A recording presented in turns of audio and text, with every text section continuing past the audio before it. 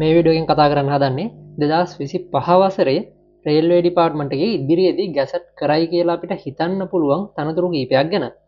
ඉතින් ඔයාලා සමහර විට දන්නවා ඇති ට්‍රේන් ගාඩ් සහ එන්ජින් ඩ්‍රයිවර් කියන තනතුරු වලට බඳවා ගැනීම මේ පහුගිය කාලේ සිද්ධ කරා. ඉතින් මේ වෙද්දී තනතුරු දෙකටම බඳවා ගැනීම සිද්ධ කරගෙන අවසන්. ඒ තනතුරු දෙකම සම්බන්ධයෙන් මම මීට කලින් Rail of Pearl YouTube channel එකේ වීඩියෝස් කීපයක්ම අරගෙන ආවා. ඒ තනතුරු වලට අදාළව තියෙන ඕන සුදුසුකම් මොනවද, ඒ වගේ වැටුප කොයි වගේද සහ ඒවට හරි විදිහට ඇප්ලිකේෂන් එක යොමු කරන්න කොහොමද, එහෙම නැත්නම් අයදුම් කරන්න කොයි විදිහද කියන එක ගැන කතා කරලා. ඉතින් මේ වීඩියෝසුත් කැමති කෙනෙක් ඉන්නවා නම් බලන්න පුළුවන්. මම ලින්ක්ස් ඔක්කොම ඩිස්ක්‍රිප්ෂන් එකේ දාලා තියෙනවා. ඉතින් මේ වීඩියෝ එකේ කලිනුත් කිව්වා වගේ කතා කරන්නේ 2025 අවුරුද්දේ තවත් ඉදිරියේදී ගැසට් වෙන්න පුළුවන් තනතුරු කීපයක් ගැන. ඉතින් ඒ තනතුරු මේ විදිහට මම කැටගරිස් 3ක් යටතේ බෙදාගෙන තියෙනවා. එකෙන් පළවෙනි කැටගරි එක වෙන්නේ ටෙක්නිකල් ඇන්ඩ් ඉන්ජිනියරින් පොසිෂන්ස්, දෙවෙනි කැටගරි එක වෙන්නේ ඔපරේෂනල් ඇන්ඩ් ඇඩ්මිනිස්ට්‍රේටිව් රෝල්ස් සහ තුන්වෙනි එක වෙන්නේ skilled and semi skilled positions කියන එක. ඉතින් අපි බලමු මේ එක එක කැටගරි එක යටතේ 2025 අවුරුද්දේ ගැසට් කරලා අලුතෙන් බඳවා ගැනීම සිද්ධ කරයි කියලා අපිට බලාපොරොත්තු වෙන්න පුළුවන් තනතුරු මොනවද කියන එක ගැන. හරි, මුලින්ම අපි කතා කරමු ටෙක්නිකල් ඇන්ඩ් ඉන්ජිනියරින් පොසිෂන්ස් කියන එක යටතේ බලාපොරොත්තු වෙන තනතුරු මොනවද කියන එක.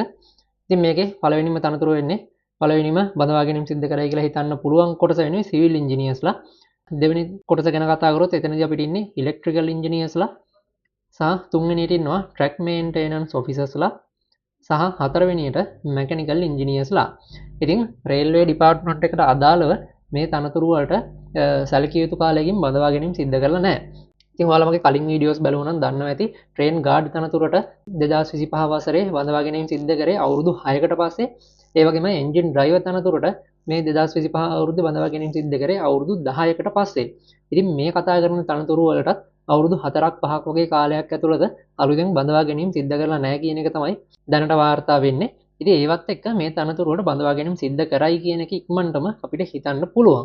ඉතින් එතකොට සිවිල් ඉන්ජිනියර්ස්ලාට, ඉලෙක්ට්‍රිකල් ඉන්ජිනියර්ස්ලාට, මෙකැනිකල් ඉන්ජිනියර්ස්ලාට සහ මේ ට්‍රැක් මේන්ටේනන්ස් ඔෆිසර්ස්ලාට අවස්ථාව තියෙන්න පුළුවන් රේල්වේ ඩිපාර්ට්මන්ට් එකේ රැකියා අවස්ථාවක් ලබා ගන්න. ඉතින් මේ වීඩියෝ එකේදී මම කතා කරන්නේ මේ එක එක තනතුරු ගැන විතරයි.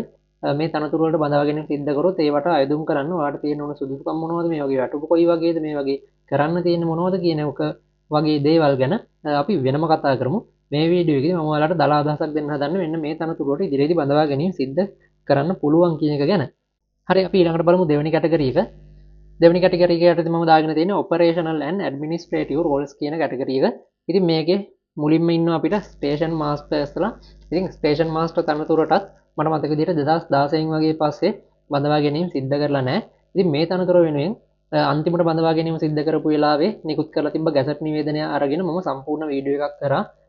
මේ තනතුරට අදාළව ඔයාලට තියෙන ඕන සුදුසුකම් මොන වගේද, මේකේ රාජකාරී ස්වභාවය මොන වගේද සහ මේකේ අපිට වැටුප කොයි වගේද කියන එක. ඉතින් මේ වැටුප නම් මේ අවුරුද්දේ මේක ගැසට් කරනවා කියලා හිතුවොත් අනිවාර්යයෙන්ම වෙනස් වෙනවා. ට්‍රේන් ගාඩ් සහ එන්ජින් ඩ්‍රයිවර් තනතුරු වලට අදාළ වැටුපත් ඒ විදිහට වෙනස් වෙලා තිබුණා අපි කලින් කතා කරාට වඩා. ඉතින් වැටුප කියන කාරණේ නැතුව අධ්‍යාපන සුදුසුකම් වගේ දේවල් නම් වෙනස් වෙලා තිබුණේ නැහැ ඒ තනතුරු වලත්. ඉතින් ස්ටේෂන් මාස්ටර් තනතුරට අදාළව මම කලින් කරපු වීඩියෝ එක ඔයාලට බලන්න පුළුවන්. ඉතින් මේ ස්ක්‍රීන් එක ඔයාලට පේන්නේ ඒ වීඩියෝ එකේ thumbnail එක. මේකේ link එකත් මම description එකේ දාලා තියෙනවා සහ මේ උඩින් තියෙන card එක click කරලා ඔයාලට මේ වීඩියෝ එක බලන්න පුළුවන්. ඉතින් කැමති කෙනෙක් ඉන්නවා නම් ඒ වීඩියෝ එකත් බලලා තියාගන්න. දෙවෙනියට ඉන්නේ ට්‍රේන් කන්ට්‍රෝලර් කියන තනතුරට තමයි බඳවා ගැනීම සිද්ධ කරයි කියලා අපිට හිතන්න පුළුවන්. ඊළඟ තනතුර බැලුවොත් ටිකට් ඉන්ස්පෙක්ටර්ස්ලා. ඒ කියන්නේ ඔයාලා දන්නවා ට්‍රේන් එකේ ගමන් කරන අයගේ ටිකට් චෙක් කරන අය. ඉතින් අන්න ඒ තනතුරු වලටත් බඳවා ගැනීම සිද්ධ කරයි කියලා අපිට බලාපොරොත්තු වෙන්න පුළුවන්. මේ කැටගරි එක යටතේ අන්තිම තනතුර වෙන්නේ ක්ලාර්ක්ස් ඇන්ඩ් ඇඩ්මිනිස්ට්‍රේටිව් ඔෆිසර්ස්ලා කියන අය. ඉතින් මෙයාලට ගොඩක් දුරට වැඩ කරන්න වෙන්නේ රේල්වේ කන්ට්‍රෝල් සෙන්ටර් එකේ නැත්නම් රේල්වේ හෙඩ්ක්වාටර්ස් වල මරදානේ තියෙන.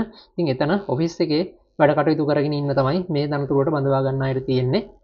ඉතින් අනිත් අයට ඔයාලා දන්නවා ස්ටේෂන් මාස්ටර්ස්ලා වැඩ කරන්නේ ස්ටේෂන් එකට අදාළව ට්‍රේන් කන්ට්‍රෝලර්ස්ලාත් ඒ විදිහට තමයි එයාලට සේවාව කරන්න තියෙන සහ ටිකට් ඉන්ස්පෙක්ටර්ස්ලාටත් එහෙමයි. එයාලට ඔෆිස් ඇතුලේ රැකියාව නෙවෙයි තියෙන්නේ. නමුත් මේ ක්ලාර්ක්ස් ඇන්ඩ් ඇඩ්මිනිස්ට්‍රේටිව් ඔෆිසර්ස් කියන තනතුරු වලට අදාළව බඳවා ගැනීම සිද්ධ කරොත් එයාලට වැඩ කරන්න තියෙන්නේ ඔෆිස් එකේ. ඊළඟට අපි බලමු අනිත් කැටගරි එක. ඒකේ තියෙන්නේ skilled and semi skill positions කියන කැටගරි එක. මේක යටතේ මුලින්ම අපිට ඉන්නේ ට්‍රේන් ඩ්‍රයිවර් ඇසිස්ටන්ට්. එහෙම නැත්නම් දුම්රිය රියදුරු සහායක කියන තනතුර. ඉතින් මේ තනතුර ගැන මම මීට කලින් වීඩියෝ එකකින් කතා කරා. ඔයාලට මේ ස්ක්‍රීන් එකේ පේන්නේ මේ වීඩියෝ එකට අදාළ thumbnail එක. මේකට link එකත් මම description එකේ දාලා දෙනවා. කැමති කෙනෙක් ඉන්නවනම් ඒ වීඩියෝ එකත් බලලා අදහස ගන්න පුළුවන්.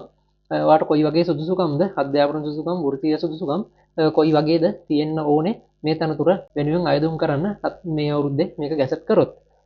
ඉතින් ඊළඟට තියෙන්නේ සිග්නල් ඔපරේටර්ස්ලා. ඉතින් මෙයාලටත් රැකියාව කරන්න තියෙන්නේ රේල්වේ ස්ටේෂන් එකකට අදාළව එතන තියෙන සිග්නල් කැබින් එකේ ඉඳලා කෝච්චි වලට ගමන් කරන්න මේ සිග්නල්ස් වගේ දේවල් ඔපරේට් කරන එක තමයි මෙයාලටත් කරන්න තියෙන්නේ. ඊළඟට ඉන්නේ වෙල්ඩර්ස් පිටර්ස් ඇන් ඉලෙක්ට්‍රීෂියන්ස්ලා. ඉතින් මෙයාලට ගොඩක් දුරට වැඩ කටයුතු කරන්න තියෙන රේල්වේ ස්ටේෂන්ස් වල තියෙනවා. ඊට අමතරව මේ දුම්රිය අලුත් වැඩිය කටයුතු කරන වර්ක්ෂොප්ස් වල ඊට පස්සේ රනින් ෂෙඩ්ස් වල ඔන්න ඔය වගේ තැන්වල ඔෆිස් හෙඩ්ක්වාටර්ස් වල වෙන්නත් පුළුවන්. ඉතින් ඔන්න ඔය කියන ඕනෑම තැනක රැකියාව අවස්ථා තමයි මෙයාලට තියෙන්නේ. ඊළඟට ඉන්නවා ලේබර්ස් ඇන්ඩ් ජෙනරල් වර්කර්ස් කියන එක. ඉතින් මේ ඇවිල්ලා කම්කරු ගණයට වැටෙන රැකියාව අවස්ථා. ඉතින් මේ විදිහේ කම්කරු රැකියාව අවස්ථාත් ඉදිරියේදී ගැසට් වෙයි කියන එක ඒවටත් බඳවා ගැනීම සිද්ධ කරයි කියන එක අපිට හිතන්න පුළුවන්. ඉතින් මෙයාලටත් මේ වෙල්ඩර්ස් ෆිටර්ස්ලාට වගේම රේල්වේ ස්ටේෂන්ස් වලට අදාළව සහ දුම්රිය අලුත් වැඩියා කරන වර්ක්ෂොප්ස් වල හෝ රනින් ෂෙඩ්ස් වල වගේ ඒ ඕනෑම තැනක රැකියාව අවස්ථා තමයි මෙයාලටත් හිමි වෙන්න පුළුවන් වෙන්නේ. හොඳයි, ඉතින් මෙන්න මේ කියන රැකියාව අවස්ථා තමයි 2025 අවුරුද්දේදී අලුතෙන් බඳවා ගැනීම සිද්ධ කරන්න පුළුවන් කියලා අපිට හිතන්න පුළුවන් විදිහට තියෙන්නේ. ඉතින් මේ විදිහට මේ හැම තනතුරටම බඳවා ගැනීම සිද්ධ කරයිද කියන එක මට කියන්න බෑ. නමුත් මේ තනතුරට බඳවා ගැනීම සිද්ධ කරන්න අවස්ථාවක් තියෙනවා කියන එක තමයි මම මේ වීඩියෝ එකෙන් කතා කරේ. ඉතින් ඔයා අයදුම් කරන්න කැමැත්තෙන් ඉන්නවා නම් මේ කතා කරපු තනතුරු වලින් එකට අනිවාර්යයෙන්ම කමෙන්ට් එකක් දාන්න. ඔයා කැමති තනතුර මොකක්ද කියන එක ඒ එක තනතුරට අදාළව ඉදිරියේදී වීඩියෝස් ටිකක් මම වෙනම අරගෙන එන්න උත්සාහ කරන්න. හොඳයි, ඉතින් මේ කාරණා ටික තමයි මේ වීඩියෝ එකෙන් මම කතා කරන්න බලාපොරොත්තු වෙන්නේ. මේ වෙද්දිත් මම සමහර රැකියාව අවස්ථා ගැන රේල්වේ ඩිපාර්ට්මන්ට් එකේ තියෙන වීඩියෝස් කරලා තියෙනවා. ඉතින් ඒවට ලින්ක්ස් ඔක්කොම ඩිස්ක්‍රිප්ෂන් එකේ දාලා තියෙනවා. කැමති කෙනෙක් ඉන්නවා නම් ඒවා බලන්න පුළුවන්. වීඩියෝ එකකට වුණා නම් වීඩියෝ එක ලයික් එකක් දාන්න, Rail of World YouTube channel එකත් subscribe කරලා තියාගන්න. ශ්‍රී ලංකා රේල්වේ එකට අදාළව මේ වගේ වැදගත් කරුණු එක්ක වීඩියෝස් ගොඩක් ඉදිරියේදී මම අරගෙන එනවා.